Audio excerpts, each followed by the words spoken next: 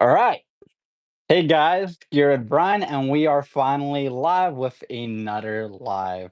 And if you're new here, pretty much I'm going to be doing this about every single Friday. So be sure to join in on that. But today, I'm going to be answering all of your guys' questions when it comes to working on cars, being a mechanic, whatever it may be. So if you are in, the live, be sure to go ahead and leave a question down below so we can go ahead and get started. As the questions build up, if there's no questions in the chat, I'll go ahead and, I have a couple of my own questions, ready to go. So, again, guys, feel free to leave comments and questions that you may have, and we'll go ahead and get started. So thanks again. It's been a lovely week. I hope you guys had a great week, and we'll go right ahead into the questions if a lot of you guys don't have any ready right now. So the first question is from Dave, I believe.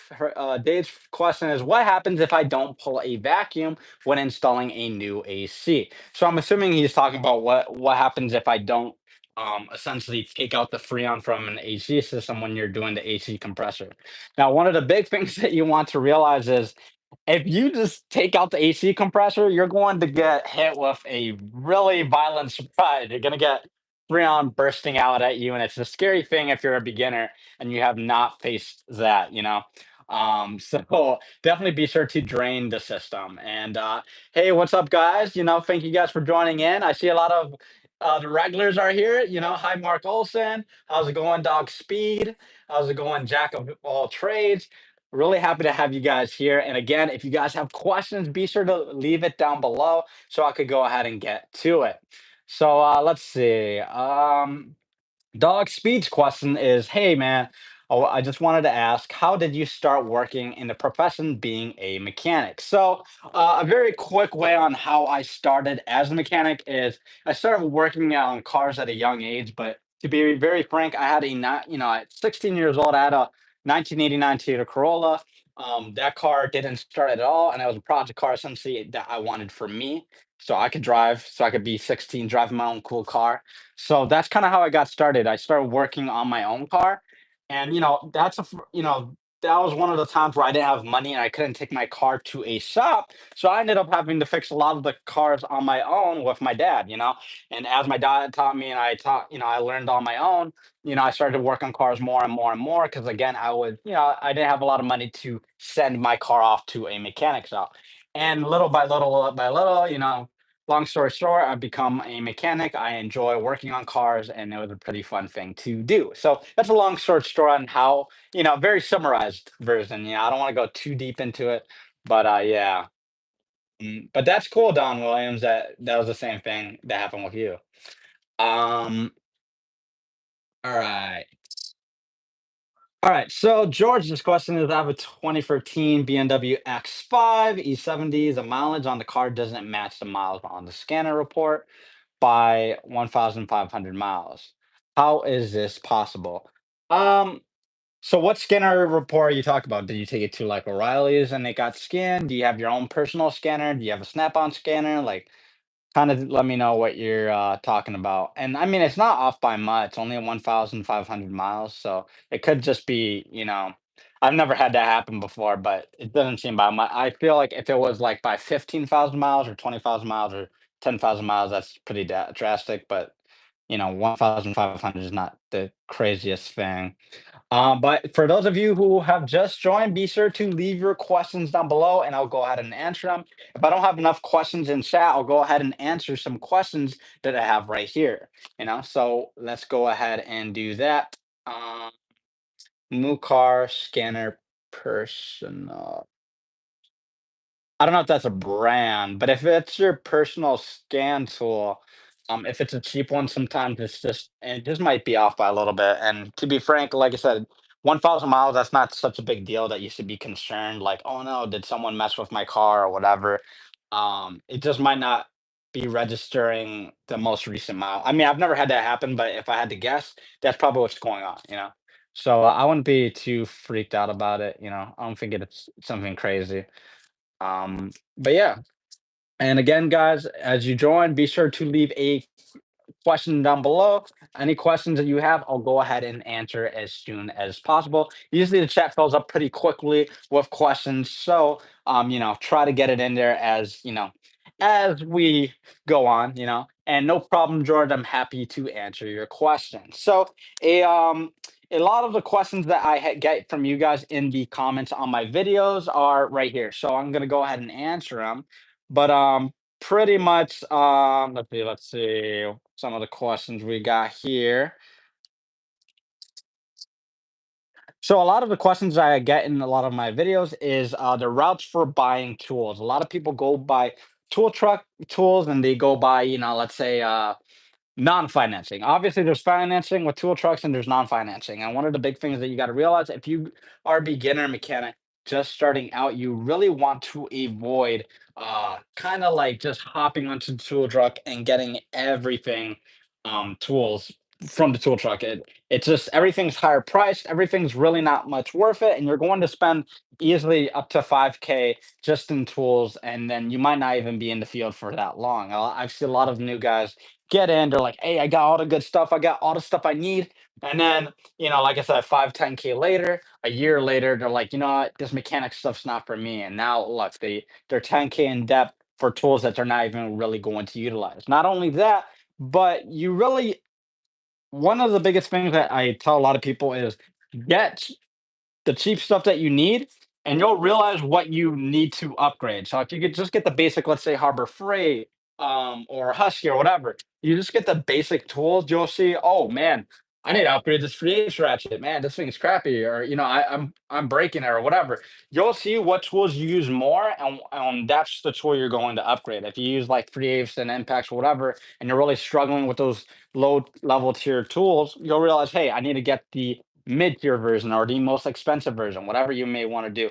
But it's always a biggest recommendation that you should go ahead and start doing that. Um, Hello, Somik. And again, guys, as you join, be sure to leave a question down below in the chat, and we'll go ahead and get to it. George's question: is there a way to get a wiring diagram without having to sign up with all data and any other mechanic information? Oh, or any other mechanic information data. Um, is there a way to get a wiring diagram without having to sign up with all data? There's this one website that's free. I'm trying to remember off the top of my head. It starts with a C. If I can remember it. Damn. I'll fudge. Now, I mean, all that, of course, you have to pay. If you have an Instagram, man, message me on Instagram, and I can actually send you the website that I use. It's free, and I believe they have some wiring diagrams to help you out. So message me on Instagram at Gearhead Brian, and then I'll send you it directly. Because right now, off the top of my head, I don't know. But I'm just, sometimes if you Google enough and go into the forums, you might be able to find a wiring diagram that's free, but it could just get pretty complex quick. All right, the tire medic says, "Do you think mobile mechanics are worth it? Do you think mobile mechanics worth it?" Okay, are you talking? No problem, George. Are you when it comes to mobile mechanics, you mean being a mobile mechanic? If it's worth it, it definitely depends on the climate, and it depends on how. If you're going full time as a mobile mechanic, go for it. It could just be very I was a mold mechanic, but I was also a regular mechanic. So I was a regular mechanic. When I was working in the shop, I was working in the shop. But when I got off the clock, I was a mold mechanic. I do calls at night. I do calls on the weekend. And it could definitely get labor intensive. One of the things you really got to do is make sure you make your price. Don't let anybody, tell you what your price is. Make your price. Check the labor times. Go off of what a lot of people are trying to charge or whatever. Feel what price you think it's worth it. Is it a rusty car? Is it outside? Is it raining that day? You really want to price out yourself. You really want to you don't want to sell yourself short as a mobile mechanic. So, if you're good at, negotiating, if you're good at setting your price and you're confident and fast at what you do, definitely worth being a mobile mechanic because you could crank out a lot of work. Now, one of the big tips I want to tell you, if you're looking to be a mobile mechanic, you want to avoid doing high tier jobs. What I mean by high tier jobs is you want to avoid doing big like engine jobs or transmission jobs or clutch jobs. Yes, those may pay more, but if you just stick to your bread and butter and do very maintenance items like struts, outer tie rods, inner tie rods, brakes, rotors, very quick, easy tier jobs. If you stick in that maintenance aspect, you're going to be able to crank out like five, 5, 10 jobs easily that day. And let's say if you do a $200 brake job and you book five of them that day or three of them that day, you're making bank. So if you're going to be a mobile mechanic, try to get more maintenance items versus doing high tier jobs where you're doing an engine swap and wasting 3 days on an engine swap or 2 days on an engine swap. And yeah, you may get more money for it, but in that time frame, you could have done a lot more maintenance items like brakes and struts, and then it also would have been less labor intensive because, like, I did a I that happened to me one time, and that's a mistake I won't make. One of my buddies is a mobile mechanic, and he's a really good one, and that's one of the tips he always tells people. All right, one eye gamer, what state you in, man? If I need any of my car fixed. I am in the Midwest, so Illinois. Currently, I don't do any mobile work because I'm so busy with my main job and YouTube. And my daughter. Too much going on. So I can't really do any side work as much as I'd love to help a lot of you guys out. Mac AI. Okay, Paul's tour review says Mac AI is free and 7.99 a month if you want the all data alternative. It maxes out at $50 or $50 a month if you want everything with cancel anytime. Perfect for DIY guys. Let me see if I have a pen because that's actually a really good idea. Let me see if I need to write that down. You know, you know, I might be able to screenshot it. Nah, I'll look at the chat later. But nice. Mech AI. I feel hey, well, I'm gonna get a pen because I need to write that down. I did not know that. All right, so if you guys didn't see that comment, Mac AI is one of the alternatives for all data that you need to get. It's free, but like you said, there's a lot of more tiers. You can pay up to $50 a month for it, and you'll get like everything unlocked. So that's pretty cool. I've never heard of it till now. So I'm actually gonna write it down because I'm actually really want to check that out. Mac AI, you know. Cool. All right. So again, as you guys join in, be sure to leave questions down below, and I'll go ahead and answer them. All right. Let's see the questions.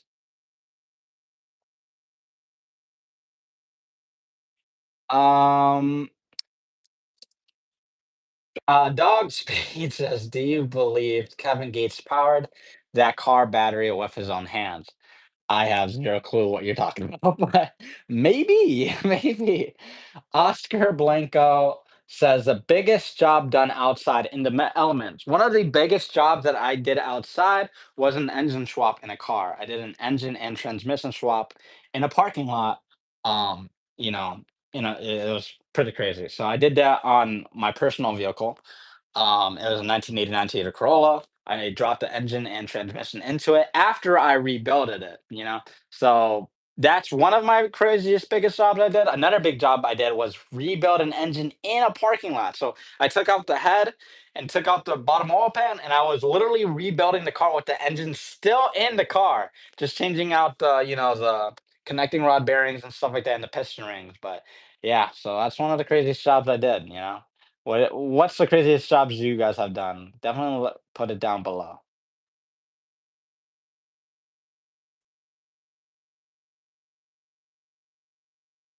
All right, let's see.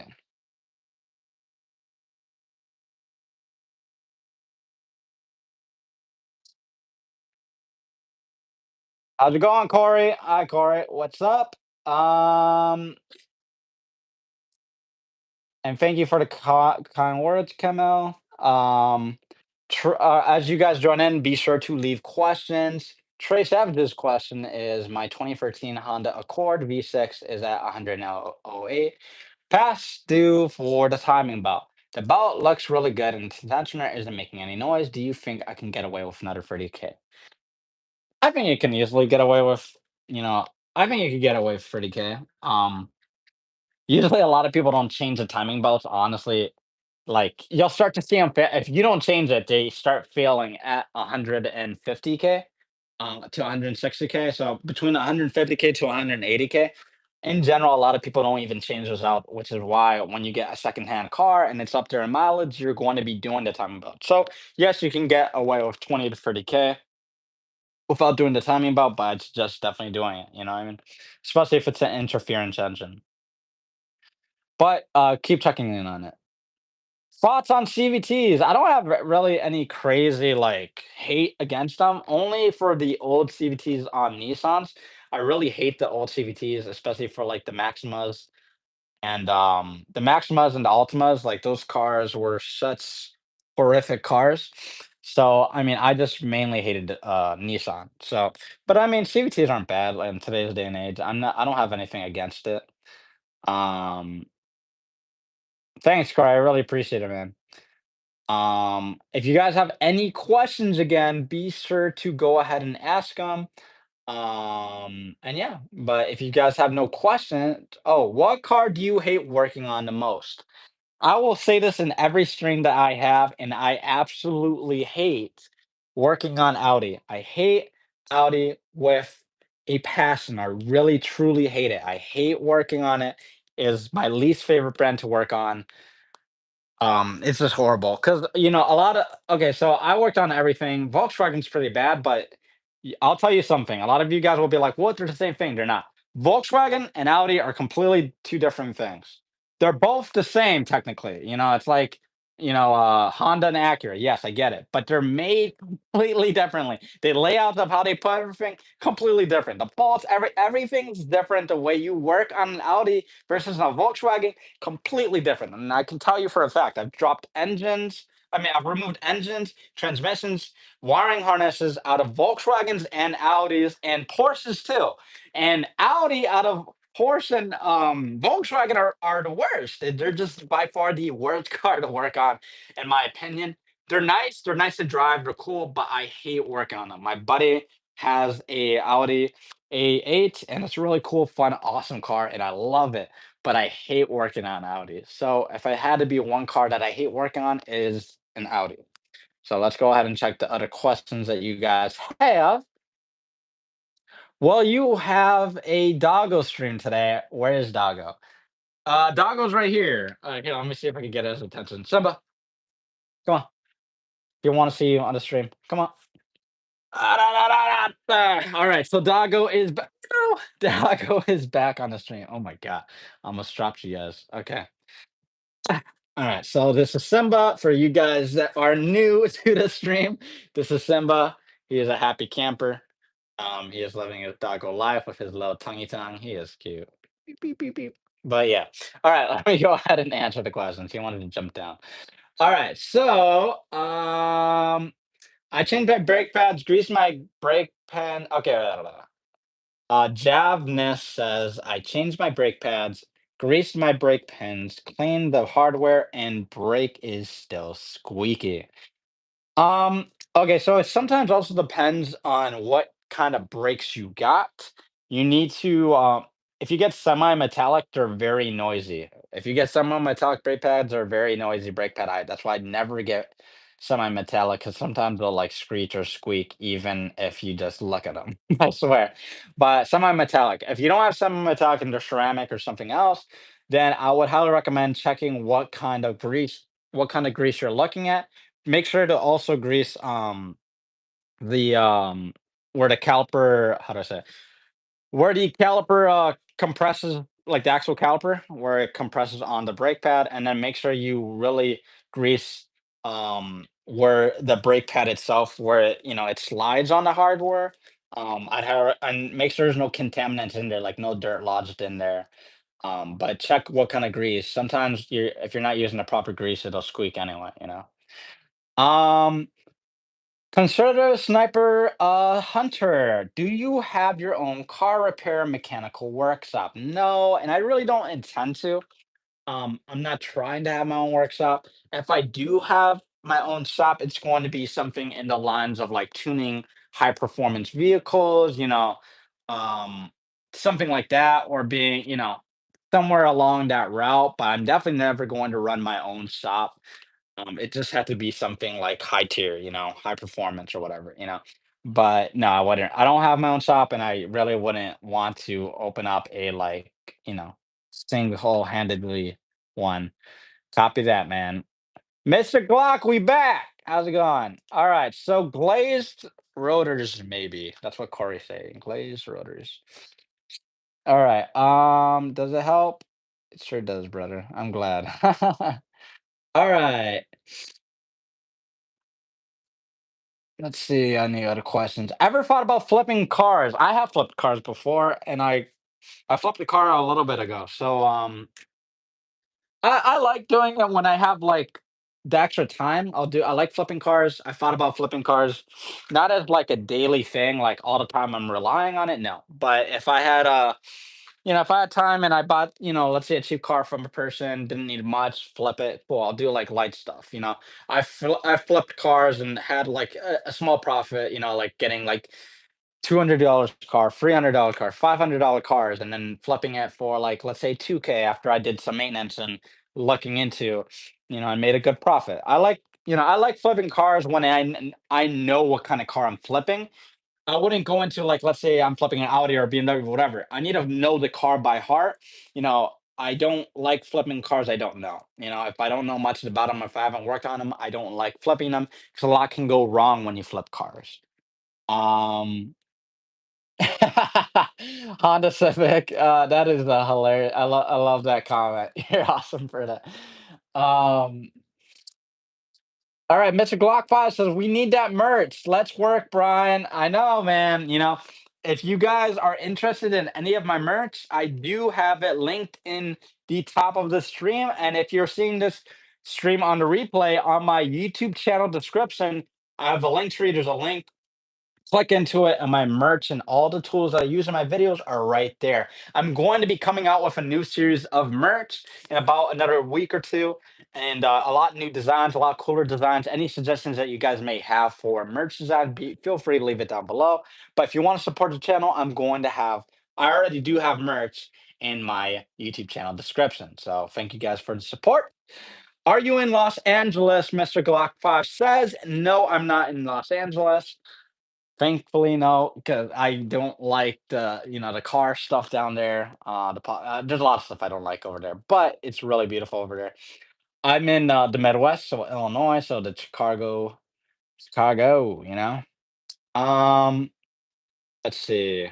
What do you do if you snap a diff cover bolt? Oh, a diff cover bolt. So what I would do is if you get a welder and get a nut. So all you're going to do is get a wire brush, clean that bolt that you snapped, the surrounding surface, get that nut. You're going to put it over where you snapped the bolt. You're going to get your welder, and then you're going to fill that nut with a weld all the way around, and then you're going to go ahead and break that thing loose, and you'll be mint. Let's see. I would not know, Mr. Glock 5. I'm not that type of person. All right, let's see any other comments that you guys have.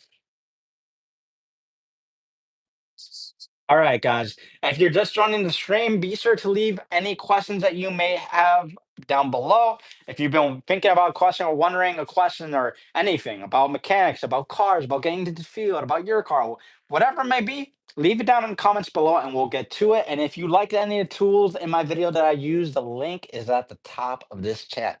So let's answer the next question. All right. I'm glad you agree with my style of work, Mr. Glock 5. All right, George, what are you seeing with the automotive parts availability? Are auto parts becoming less available? I haven't been seeing anything bad with all the tariff stuff going on. That might change with pricing, but as of right now, I haven't seen any scarcity in parts, at least on my end. Yeah, but if you are buying car parts for your car, check out Rock Auto. Rock Auto is one of the best places to get parts, and it has a wide variety of, let's say, OEM parts. Mid-tier parts, cheap parts, high quality parts. It has the whole thing. So if you're wondering, be sure to go ahead and go into Rock Auto. They have a lot of good parts, for you guys. So let me answer the next question. Let's see. Um, this weekend. All right. Ian Pask says this weekend I am putting on all the lights and trim. How do you stay motivated on projects? So a lot of the times what happens, guys, especially if you are a working person, you're working your 9 to 5, and then let's say you finally get that day off to work on cars, and then you're like, I don't want to work. You're tired, you're beat, or you just don't feel like working. You just gotta like push yourself and do it anyway, because once you get that thing done, it's going to be so satisfying at the very end of the job, And if you don't do it, you're going to be so annoyed with yourself by when Monday comes around because you're gonna be like, man, I wasted a weekend when I could have been doing blah, blah, blah, blah, blah. So just, sometimes you just got to make yourself do it. Also, like maybe before you do it, watch a video on somebody else doing the job, or watch a video on someone working on their car. Sometimes that gets you like really amped up on working on your car. So definitely highly recommend doing that. A lot of people go get a Celsius or get a drink, whatever, um, like Mr. Glock says, and don't think about it. But yeah, so that's kind of the best way to go about it. If you don't feel like working on your car, kind of just make yourself do it. Watch videos on other people doing it, and that's the best way to go about it, man. Because a lot of times I get so tired and I don't want to work on my projects, and sometimes I'm like, man, I gotta do it, just make yourself do it. Chase Scott says you're the best mechanic YouTuber out there besides Donut, of course. Thank you. I really appreciate that. I love the kind words. I really appreciate that. Thank you. Yes, Oscar, Nissan sucked for CVTs. It was not good. All right. Let's see. Got a okay. Veggie Shiba says got a favorite tool. I love breaker bars. Yeah, my favorite tool is an extended ratchet, but the flexible joint kind. My favorite tool by far. I never realized how awesome of a tool it was until I got one. I'm like, where have I been? Where has it been all my life? And I got the Vim Tools one with Comfort Grip. My favorite tool ever, man. It's worth every single penny. I don't care what you guys say, worth every single penny. So get a free Ace Flex Head Extended Ratchet. Best tool ever. My favorite tool. All right, so let's see the next question. What I know about Tupac Mystic Live? A little bit, I listen to a couple of songs. I am Posk says, good point. I do get energy after watching car videos. Yep, there you go, man. Conservative sniper hunter. Hey buddy, come here. Conservative sniper hunter says, do you have or know of any adjustable wrench locking pliers brand you recommend? So I forgot the name. I know, hey, come here. I know also Tools and Capri Tools make one, but I forgot about what's the name? It's iconic. Everyone uses it. Oh, well, I don't remember, but obviously, Gear not Gear Wrench, also Tools and Capri Tools sells it. Another brand sells it, but I forgot the name. I literally forgot the name. If anybody knows about the best adjustable wrench like that, locking one, tell me, but I know also Tools and Capri Tools do it. Mr. Glock 5, am I married? Yes, I have a fiance, so she is amazing, which has helps me make videos like this for you guys. Um, like a shifter spanner wrench. All right, let's see. Knee packs, yes. Knee packs. That is it. You guys read my mind. Yeah, they make a good one, and a lot of people love them, and they're not like that expensive, honestly, and they're worth every penny. I have cutting pliers by them too. They're so awesome. How many 10 millimeter sockets wrenches would you say you lose per year? Honestly, guys, for me, I don't lose 10 millimeters that often. I really don't. I really don't lose them that often. I lose 12 millimeters the most. I always lose them. I swear 12 millimeters is your 10 millimeter for me. I always lose them. Do I have any ASE certifications? Yes, I do. When I graduated, I had to go through ASE certifications. When I got my one of my first jobs, I had to go through ASE certifications. Yes, I am ASE certified. A lot of jobs don't require them anymore. But yeah, uh, a lot of dealers require you to have it though. Knipex isn't a locking plier. I'm not sure what's I don't maybe I'm, like, thinking off the top of my head the wrong locking plier. Oh, are you talking about, vice grips? Let me know if you're talking about vice grips. Vice grips completely different, sorry. I'm thinking about adjustable yeah, sorry, I'm thinking about something else. But, if you're talking about vice grips, let me know, because that's completely something else. Yeah, vice grip. All right, Irwin. Irwin makes the best vice grips. Vice grip. They make the best vice grips. Milwaukee. I like Milwaukee because you can get like a screwdriver, put it onto their tab or whatever, or get a socket and then crank it. It's really nice. So Milwaukee and Irwin, they make the best ones. Um, Harbor Freight has some too, where you could put a hex on it, like a Allen wrench on it. So that's pretty cool. The Actor O2.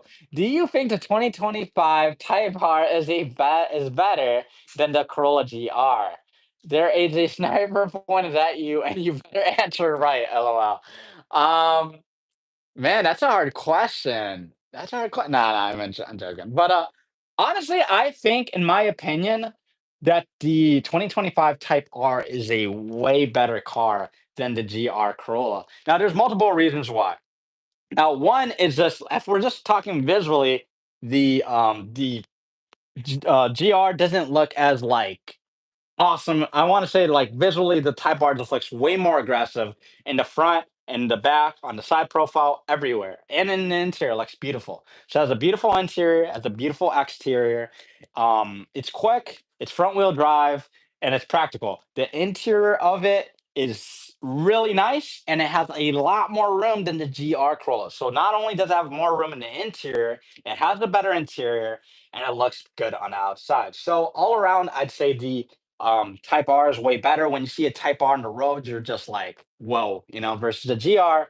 I like the GR still, but the Type R is my way to go. Good question, the actor out too. All right. All right. Oscar Blanco, how do you feel about cars and trucks going electric? How will it affect the mechanic shop and technicians in general? One trying to make money. It's not going to affect it much. I just don't think it's practical. I don't think it's going to last that long. To convert everybody to electric, it's not really going to happen like that. So, I wouldn't worry. But anyway, that just creates more, labor intensive jobs for us. So I mean, overall, it's going to be okay for us, regardless if we everything goes electric or not. We're going to be fine. It's not going to be anything crazy for mechanics. You know, Electric cars still have the same components as regular cars do. Um, Gears War, thank you for the super chat. I really appreciate it. You are a G for the $3 super chat. Thank you, man. And the lemon waving. You're awesome, bro. Richard, hope it helps. Love that. All right. Um,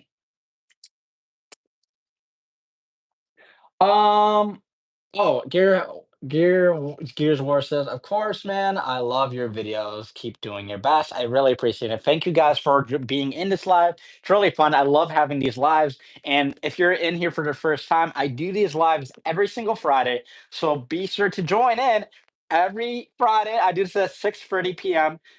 Central Time, Central Daytime. So be sure to join in. I love doing these live streams, and I'm going to keep it going every single Friday. Is there a scan to a video coming out? Yes, there is, and I keep forgetting about it. I will write it down right now because I feel bad. All right, so scanner video. I have a scanner video. I literally have like 5 to 6 different scanners that I need to do a video on, and and I love them all, and I want to do videos to let you guys know which is the best, what's works for your budget, should you get it, what should you get a code reader over a big scanner, whatever it may be. But yes, I have a video coming up. I just got to remember to do it. Busy. I be busy and procrastinating sometimes, but I will get around to it. So let me make sure I didn't miss any questions. Let's see. Yes, Paul's tour review, Vice Grips at Harbor Freight. Only get the Bremen one, not the Pittsburgh. Yes, the Pittsburgh's ones suck. The Bremen ones are the ones to get. I saw them. I almost got them, but I had Milwaukee ones, so that's why I didn't get it. Let's see if I missed any other questions. All right. I'll try to get that video for the scanner out next week. I'm going to make it a goal. Hopefully, I can get it out next week. So Veggie Sheba says my Chevy Cruise is rough going on to wait, is rough going in second. I've been thinking about Lucas anti-slap by IDK if I should. If it's getting really rough, sorry for the voice crack. If it's getting really rough, at that point, obviously check the fluid. If it's low on fluid too, if it's getting low, check if it's getting low on fluid. Check if there's any like grit in there when you pull the dipstick. Check the color if it's dark too. But if you can, yes, and drain a little bit and then add some anti-slip. Because that's going to help. I've had my uncle do that before on some cars that he did in Puerto Rico. It helped a lot. Some cars it will help, some cars it won't. So just be very careful. Do some research. Look into YouTube. Check out some forums, but that's something to think about. Sometimes, yeah. What was I gonna do? All right, LOL. Neon Dream says all electric cars have upper and lower ball joints as well, and rust up north. So there's at least that, if nothing else. Yes, and they all have a braking system, and they all have a steering. What I mean? Like they all have like obviously steering's different, but they all have mechanical parts still. There's still things that can go bad that us mechanics can change out. So it's not like we're not gonna have jobs if electric cars are all that it is. No problem, Veggie Sheba. Um, Again, guys, if you have any questions, be sure to put it down below so I can go ahead and answer it. We have 23 minutes left in the stream, so be sure to leave your questions down below. And if you like any of the tools that I have used in my videos, I have it linked at the top of this chat. Also, I have it linked in my profile. So, again, it's all the questions here. And yeah. All right. So the best way to pass ASE test. Um, Honestly, they make a lot of easy like quizzing websites and stuff like that online, so it's not that hard. Um, so I just go online and check out some like kind of study packs to do. I have a book. I'm trying to think if I have it here. One second. I have a book that I'll show you guys. It's a really good book. All right. So I have a book. This book is the book I graduated with, but we use this for every single system that we have at my school.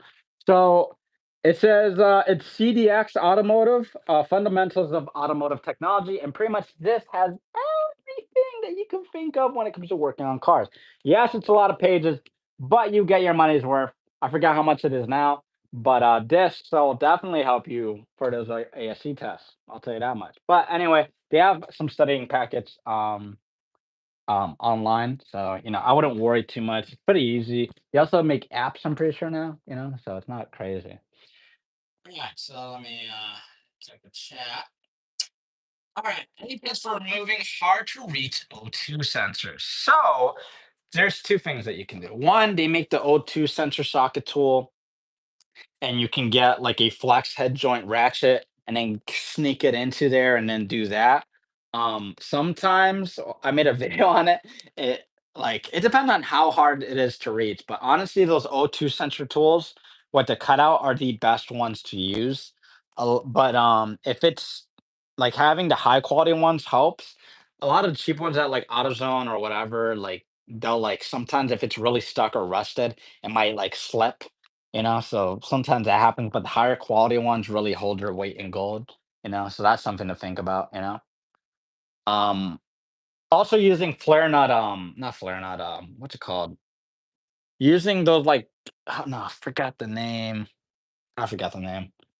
All right, so hate those tech A and B questions. Yeah, me too.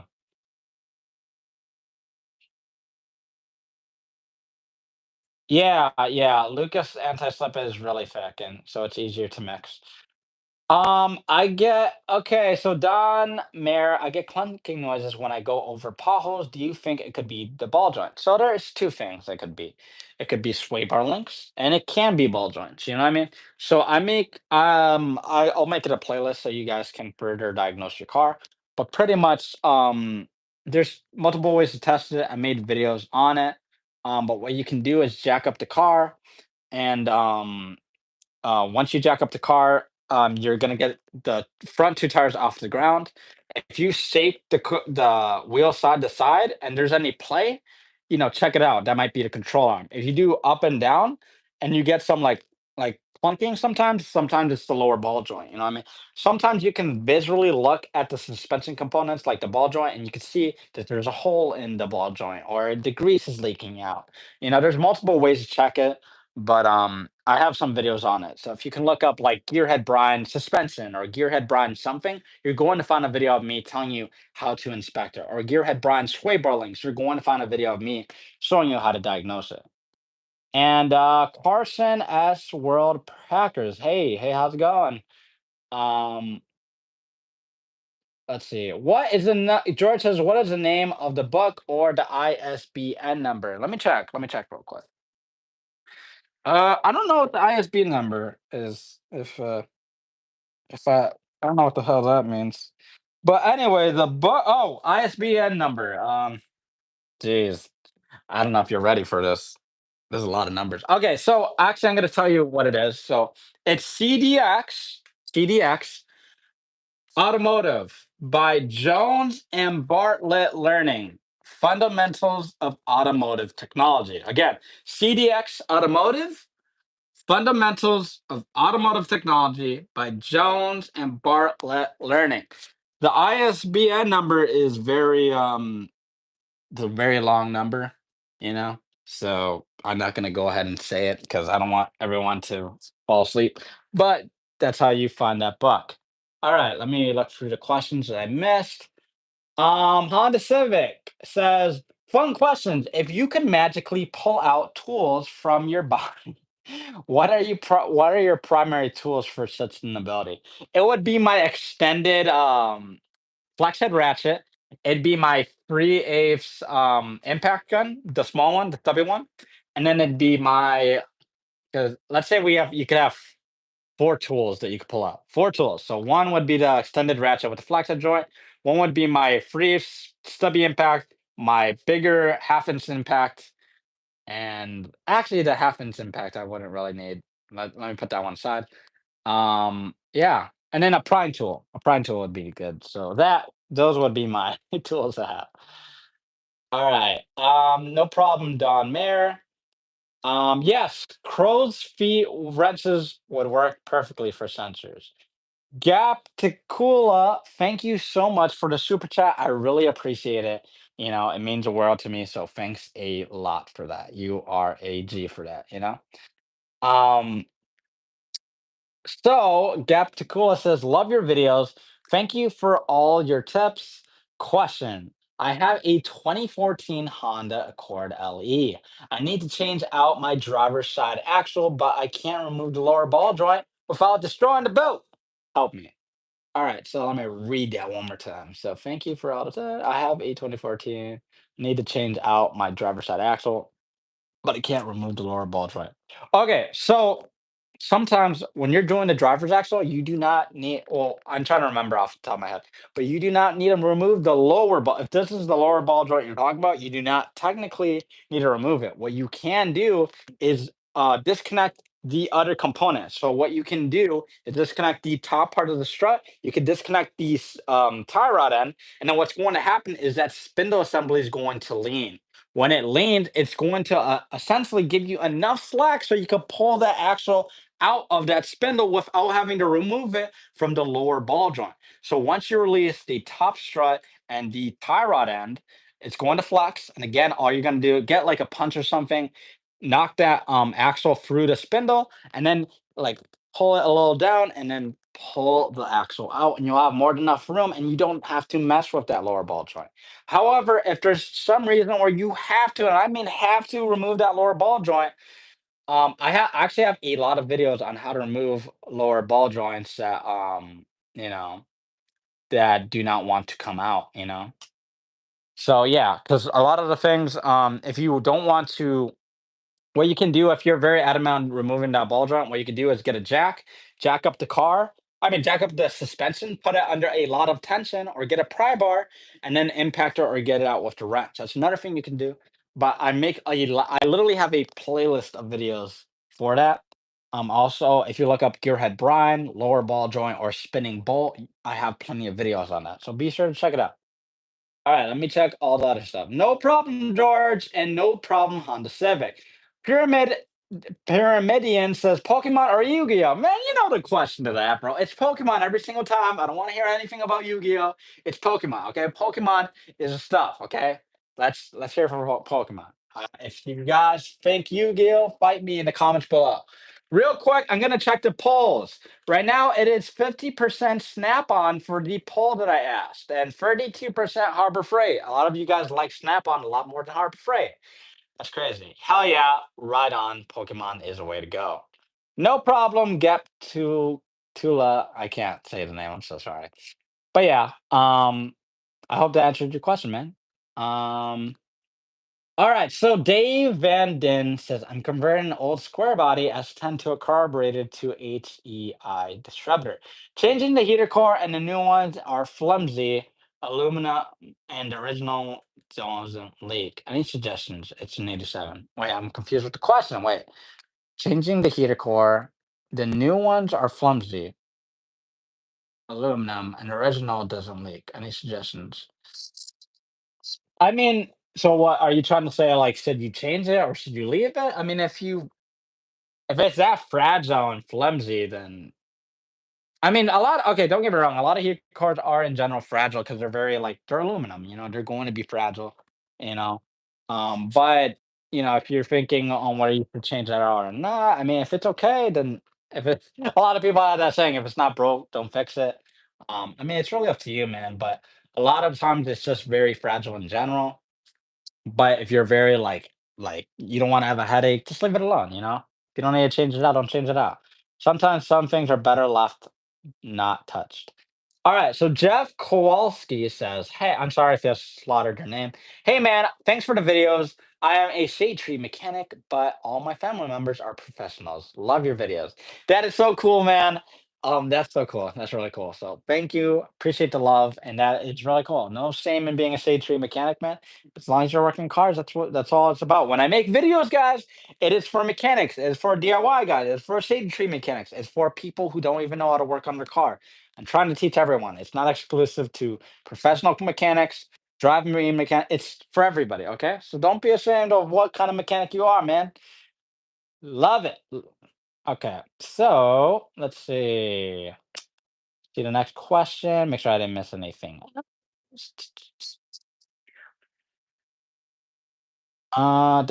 Do.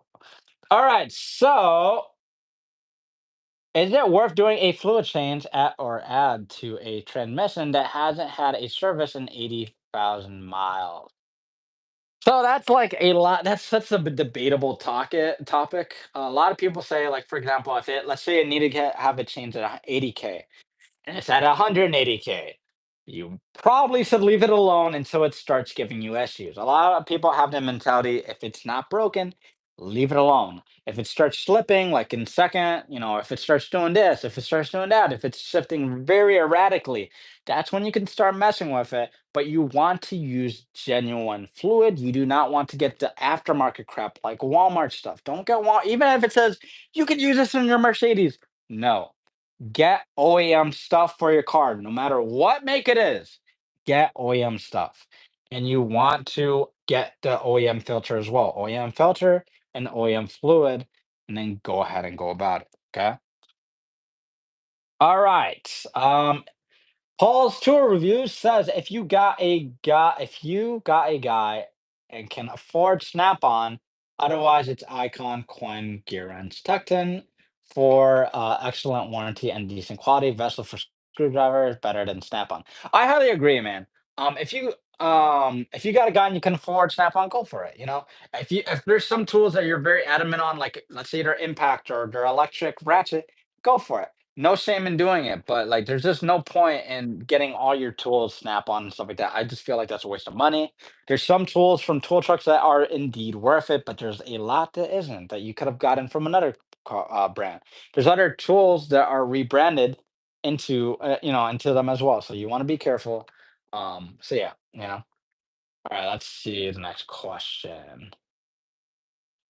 All right, Bobber No Stopper says there are plenty of times Snap-on was not the best according to torque tests done by Project Farm. I agree. There's definitely a lot of times, and there's a lot of times where stuff are just rebranded by companies.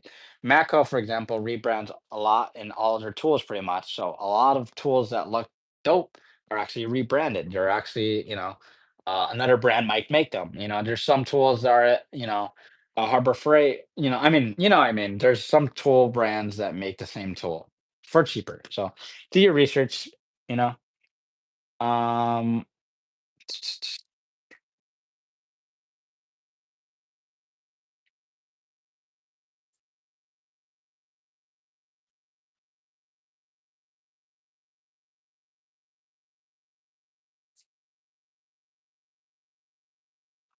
all right. So Daniel Doak says my brakes are squeaky and I've been told before changing the brake pads.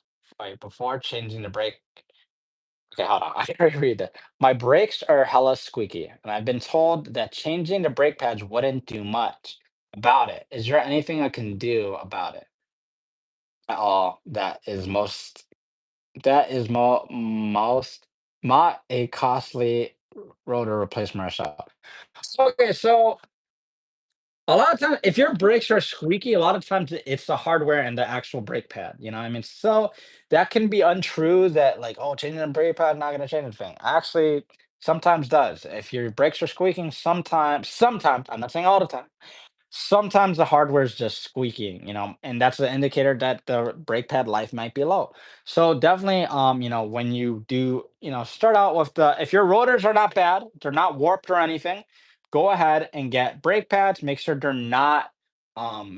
are not semi-metallic. Semi-metallic is one of the most noisiest brake pads to have. So don't get semi-metallic, get ceramic or something else, and then just get the proper actual lubricant for lubricating your brake pads and stuff, and then you'll be met. You know what I mean? So definitely do that. I hope it helps. All right, thoughts on slotted rotors versus non-slotted rotors. So I like slotted rotors. They're pretty cool. They look cool. When you're a car guy, you get the fever for them. Are they making them break it? Not really. Like you're really not going to feel a lot of the difference in like day-to-day traffic. You might feel a slight difference, but mainly you're going to feel a lot of it when you're on the track, when you're really hauling, but stuff like that.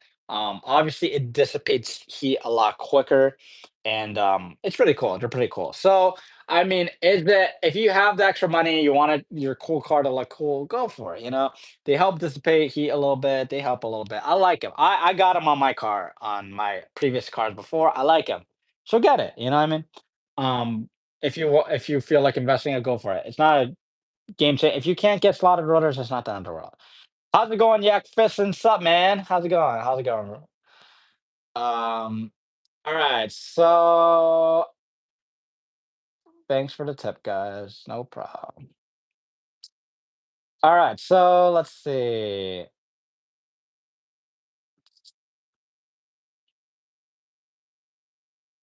Let's see, any other question?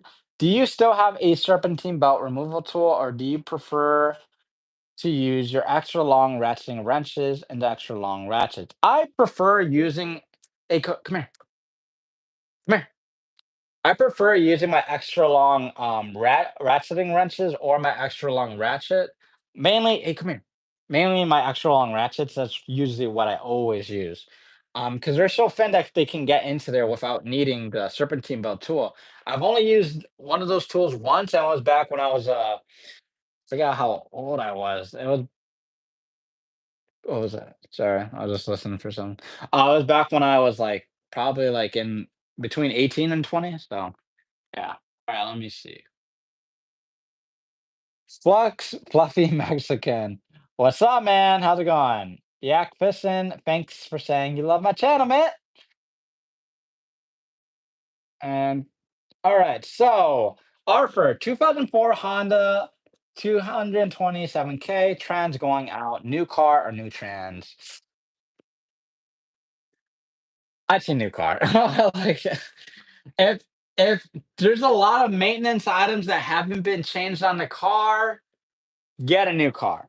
But if it's been kept up to date, like the timing belt's been changed already, and the water pump's been changed, you know, then maybe go for it. You know what I mean? I like it. I used to own a 2003 one. Oh my god, man, that thing gave me a headache, and it was like I forgot how many miles I had. I think I had around 140 to 180K. That thing was a complete nightmare, like, damn near everything I changed. I did the head gasket, I had to change valves because they broke, I had to replace the O-rings because they broke, I had to rebuild the engine, I had to do, what else did I have to do? There's so much on that car I had to do, but if a lot hasn't been changed on it, then get another car, man, it's not worth it because a lot of stuff's going to start breaking at 200K, you know what I mean? Um Glad you guys are getting acquainted in the comment section. I'm loving it. I'm loving it.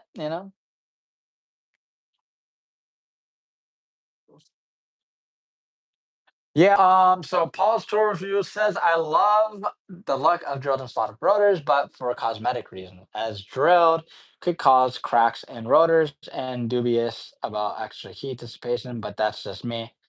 I have them though. Yeah, yeah, same. I've had them too. Especially on cheaper brand ones that happens a lot where it cracks. I haven't experienced cracks on the rotors I've had, but I've heard of it. Yo, cream colored Pomeranian. I grew up with them as a kid. That's awesome, man. That's really cool. Yeah, mine's hey, come here, buddy, come here. Yeah, that's cool, man.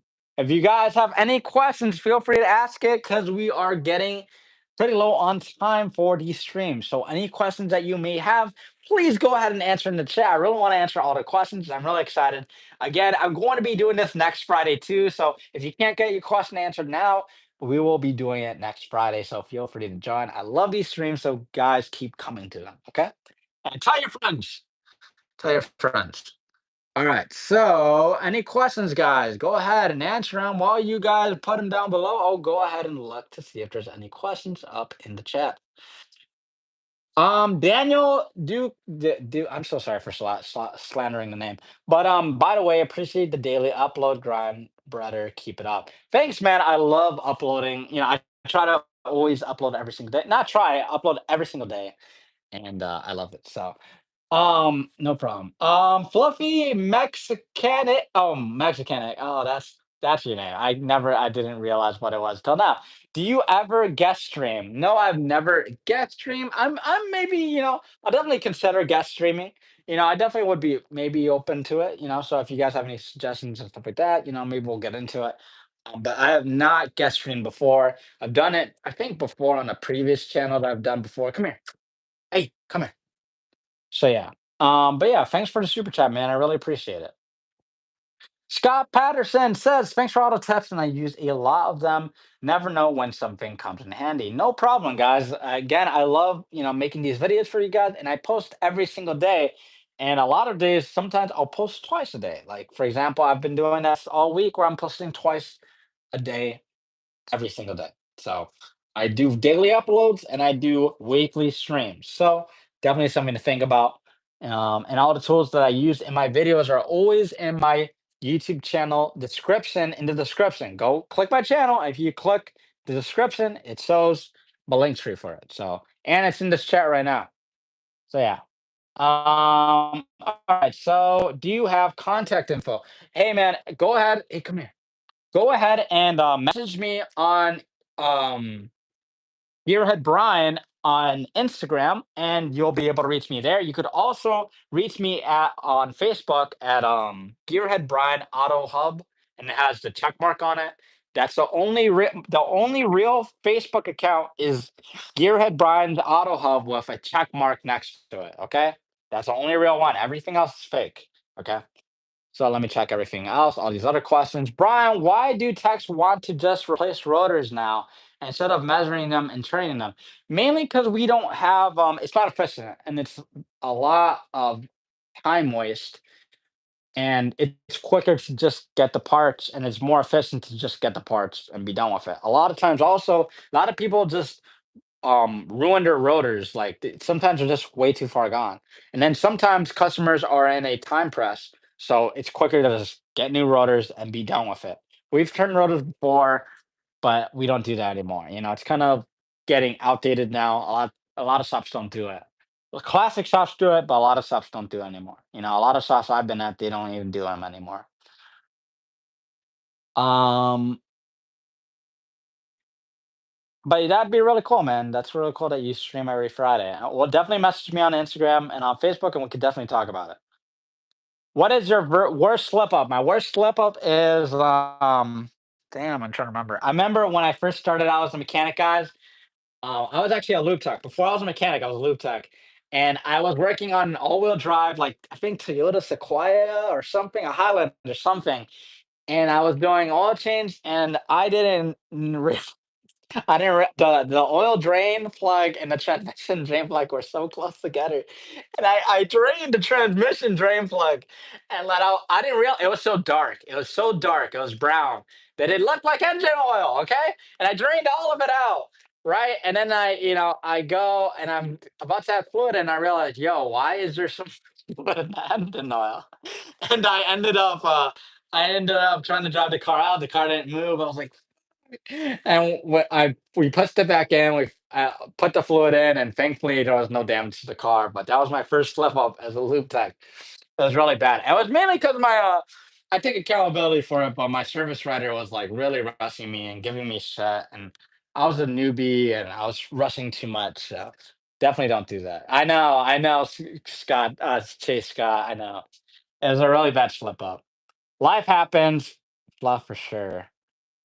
Great info, Brian. Great job. Thanks.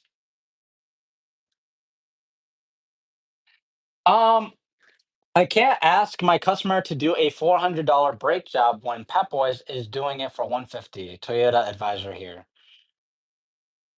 Pep Boys doing it for 150. I've never seen any Pep Boys that will do a brake job for 150. Never. I'm sorry. It had to be some side work type stuff. But hey, man, one big thing to think about, your price is your price. Forget about everybody else. If you want to lower your price a little bit, maybe give them a discount, 350, whatever price you're comfortable, stick to your guns. If someone can get it done cheaper, let them go to that person.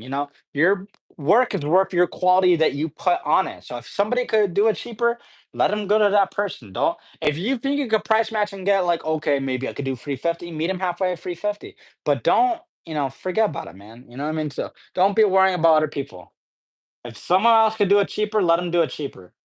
You know. On a scale of 1 to 10, wait, how stupid am I on a scale of 1 to 10? Why do you say that? Why do you think you're stupid?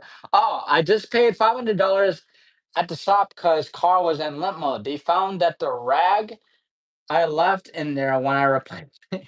It's like tube stuck in a butterfly valve with the fried my math and PCM got used PCM. How stupid are you? You're not stupid, man. I mean, it's just a mistake that sometimes we make. I remember one time.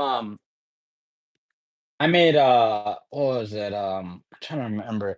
There was this I remember one time I do work all the time. I do work on my car. I do work on, my job, stuff like that. And one time I had to diagnose a car, but I didn't have time to diagnose a car as a coolant leak. But it was a side job.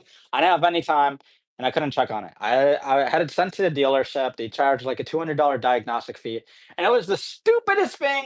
It was like a small crack in the radiator right where you couldn't see it, right behind the fan, and I couldn't see it because I couldn't jack it up on the left because it was a car that I couldn't get into the shop, and I was a car, and it was I didn't have time, so I felt stupid when it was something that simple. But hey, sometimes it's worth it. Hey, I mean, sometimes it happens. You learn from your own mistakes, but sometimes if you're just don't know what's going on, you don't know what's going on, it's not no shame in taking to a shop, it could have been worse. What if they charge you 800 for a stupid diagnostic fee, Yes, $500 is a lot and it sucks that you left a rag and it ruined it, but, we all make mistakes and we learn from it, So don't worry about it. But I can beat that rag story for sure. Paul, look at the question before the last one. All right, good to catch a live. Do you ever think you will run out of tips? They are all amazing. Thanks so much. And um, there's definitely always something to learn. I've come to realize there's definitely always something to learn. In the beginning, sometimes I was like, fuck, it is getting, like, oh, what if I do run it? No, there's always something new to learn. There's always something to teach you guys. There's always something for me to learn. There's always things that I learn from you guys in the comments, and there's something that I learn from my coworkers, from Master Mechanic, from YouTube. So there's always something new to learn, and I'm always going to make it happen. So I post every single day a new video for you guys. So don't worry about it. I'm always going to do it. Do you work in a shop or independently? I work in a shop and I used to work independently and at a shop, but I don't work independently anymore. I don't do shadow work anymore. So I just work at a shop, So life happens, I don't have enough time to do shadow work and I don't need to do shadow work anymore. So I'm not doing shadow work. I prefer not to anymore. So cool to get to see this part of so cool to get to be a part of this. Yeah, it's really cool to have you here, man. I'm really happy to have you guys here. I really appreciate all the questions that you guys asked. Yak Fiston says, Brian, thank you for the help. Well, thank you for help people with their cars and jobs on their cars. We didn't have guys like you for the years ago when I started. No problem, man. I'm really happy to help you guys. I'm really happy to put out these videos, and I'm really happy to do these live streams with you guys and answer all these questions live. Because a lot of times you guys will ask these questions in the comments, and I always try to answer as many comments as I possibly humanely can. But physically, I get thousands of questions a day, and I mean a day. So it's hard to keep up with it. So when you guys ask it on live, I can actually get a personal response to you guys. So if you ever have big questions to ask, always ask them in these. Do you have any personal project cars? Yes, I have way too many. But one of my iconic two, I have a 1989 Toyota Corolla GTS, and that's a regular one. It's a coupe. And then I have a 1988 Toyota Corolla right-hand drive 11. So I have one imported from Japan with a USDM engine that I swapped into there. So those are my two project cars. Um, am I interested in opening my own shop? Can you talk about indie work or working for a larger team? I'm not interested in opening my own shop. The only shop again, work at or open is a performance shop, a racing shop, something of that nature. Maybe a shop at the track, something of that nature. But I would not open a normal mom and pop. I mean, a pop shop. I don't want to do any of that. I'm not down for that. But yeah, that's definitely to think about. I'll answer just a few. Damn, I gotta end the stream, but I'm gonna answer a few more questions before we get off. So let me check the questions.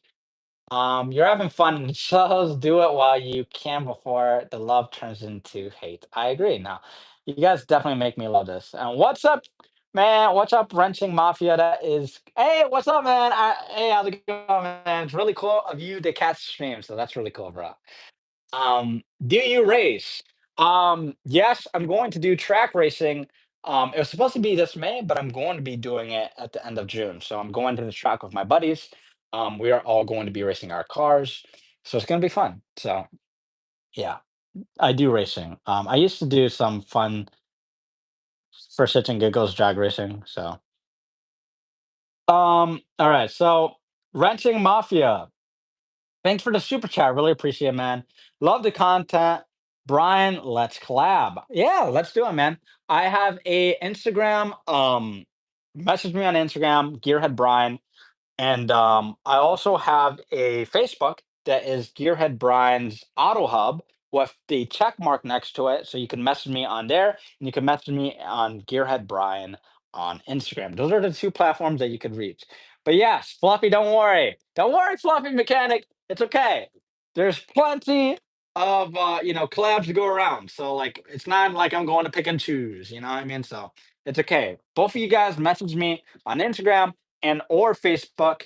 If I don't answer on Facebook, message me on Instagram. If I, vice versa, Or you could, if you can't reach me on either, leave a comment somewhere on a video. I'll try to get to it as well. Hold up, wrenching here too. All right, let me see if I can answer one more. Think about 24-hour lavage race. Maybe if I ever have the time to do it, maybe I'd definitely be down. That'd be very fun. It's just getting the time to do it. Yeah. That's cool that you're in GA, Kristen. No, that's my boy. I'm just giving him some shit. I'm dead. You guys are hilarious. But I'll answer one more question because it's 7:48. I gotta go get my beautiful daughter. So let me see if I can answer one more question. Thank you guys again for joining the live. I love you guys. I will be doing this every single week. So be sure to join. It'll be at the same time every time at 6:30. If I could do it later, I will, but at the time I cannot do it later. So just bear with me. Okay. So what do your fellow mechanics think about you stopping to make videos? Do they always try to give you ideas?